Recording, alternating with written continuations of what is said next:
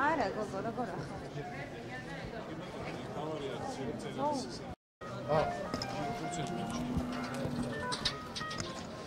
ამ ძიმე პირობებში, როდესაც ესე ცივა დედაქალაქში და თლიან თელ ქვეყანაში.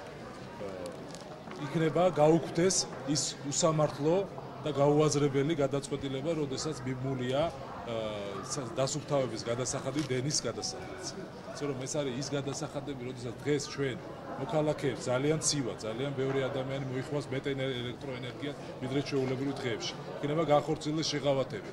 ჩვენ თავის დროზე მივმართეთ გიგი უგულავას და მივეცით წინადადება, რომელსაც ჩვენი ინფორმაციით ის იზიარებს კიდევაც, რომ ეს უნდა იყოს ფარზე მიბმული ეს გადასახადი, მაგრამ გარკვეული დრო ჭირდება. სწორედ ამ დროს ვაძლევთ ჩვენ მას, უნებრივია შეიმუშაოს ის გეგმა, რომელიც ჩვენი მხრიდან იყო დაყენებული, ეს იყო ფარზე მიბმული გადასახადი და დროებით შეჩერდეს ეს უსამართლო გადაწყვეტილება, რომელიც ჩვენ მოქალაქეებს ისედაც ამ ძიმე პირობებში, ამ ზამთრის პირობებში, როცა მეტ ელექტროენერგიას მოიხმანი, კიდევ უფრო მეტ გადასახადს აკისრებს.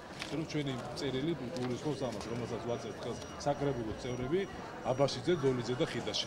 გარდა იმისა, რომ მოსახლეობა ჩავარდა აბსოლუტურად კაბალურ პირობებში, ამ აბსოლუტურად არაგონიურ გადაწყვეტილებასთან მიმართებაში, ის თუ ჩვენი სქემის მიხედვით არ შეცვალა უგულავამ ეს გადაწყვეტილება და ცოტათი მაინც არ გაუმჯობესა საკუთარ ქალაქის მოქალაქეებს მდგომარეობა, მაშინ დროებით მაინც ზამთრის პერიოდში და რა თქმა უნდა მარტიც ძალიან რთული თვეა მოგეხსენებათ და მარტის განმავლობაშიც დროებით მაინც მოხდეს ამ ბრძანებულების შეჩერება. ჩვენ გვინდა რომ კიდევ ერთხელ იმედი გამოთქვათ, რომ იგი პოლიტიკურ ნებას გამოავლენს და არა მხოლოდ პოლიტიკურს, მორალურ ნებას, რათა ოდნავ მაინც შეუმსუბუქოს საკუთარ თანამოქალაქეებს მდგომარეობა.